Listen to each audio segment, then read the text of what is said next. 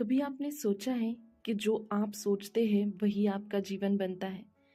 क्या मन सिर्फ विचारों का झुंड है या कुछ और भी गहरा असीम है? क्या मन की लहरों को शांत किया जा सकता है और अगर हाँ तो कैसे?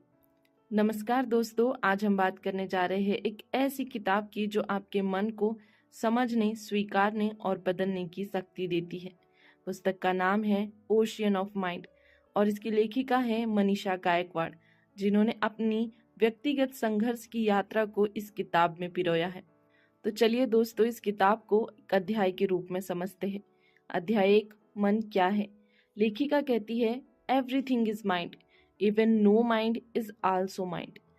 यह वाक्य एक रहस्य खोलता है कि हमारी पूरी दुनिया, हमारा अनुभव, हमारी पीड़ा, हमारी खुशी, सबका केंद्र है हमारा मन। मानव मन एक महासागर की तरह है, ऊपर से शांत लेकिन अंदर कितनी ही गहराइयां, लहरें, तूफान और रहस्य छुपे हुए हैं। जब हम अपने मन को नहीं समझते तो वो हमें अपनी लहरों में डुबो देता है, लेकिन जब हम मन को देखना शुरू करते हैं वो भी हमारा सबसे बड़ा साधन बन जाता है।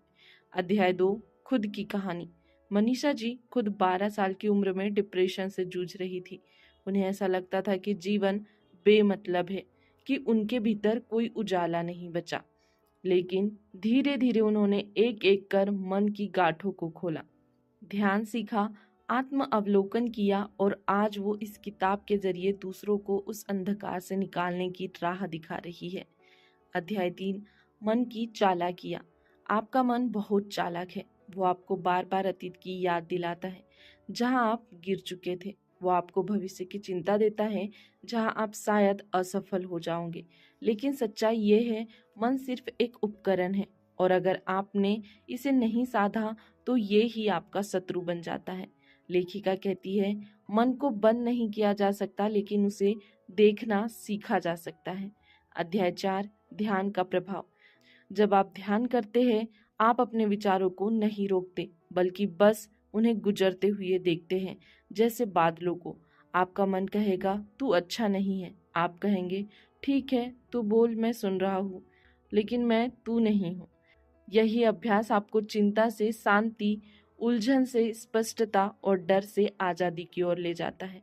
अध्याय 5, सकारात्मक सोच का विज्ञान। मन अगर नकारात्मक सोच से भरा है तो हम जीवन की सुंदरता को देख ही नहीं पाते।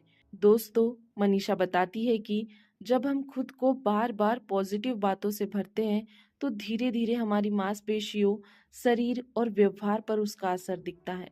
हर दिन सुबह 5 मिनट के लिए खुद से कहना, मैं ठीक हूँ, मैं समर्थ हूँ, मैं प्रकाश हूँ। यह अभ्यास क्रांतिकारी हो सकता है। अध्याय 6, आत्मा और मन का रिश्ता। मन आपकी चेतना से जुड़ा हुआ है, लेकिन चेतना यानी आत्मा उससे कहीं बड़ी है। जब आप आत्मा से जुड़ते हैं, आप समझते हैं कि मन सिर्फ एक माध्यम है, आपकी पहचान नहीं। लेखिका कहती है, जब हम अपने भीतर उतरते हैं तब हमें बाहर की चीजें परेशान नहीं करती। अध्याय 7, बदलाव की शुरुआत। अगर आप रोज सिर्फ 10 मिनट अपने मन को देखें, सोचे कि क्या चल रहा है, कहाँ जा रहा है और हर दिन एक पॉजिटिव कदम उठाइए, तो मन के महासागर में भी आप तैरना सीख सकते हैं। लेखिका ये नहीं कहती कि डर नहीं होगा, वो कहती है डर के साथ चलना सीखो।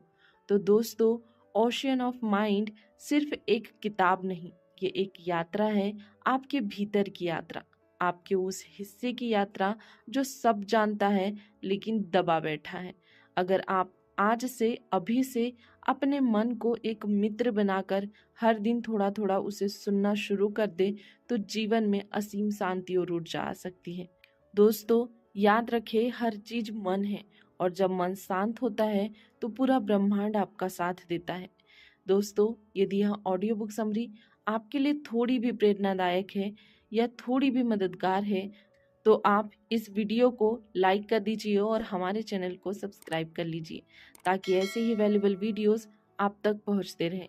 यदि आप चाहें तो इस वीडियो को अपने दोस्तों तक भी शेयर कर सकते हैं, क्योंकि जब हम दूसरों की मदद करते हैं तो ये नेचर हमारी मदद करता है। बाकी हम मिलेंगे एक ऐसे ही वैल्यूएबल वीडियो के साथ, तब तक के लिए धन्यवाद।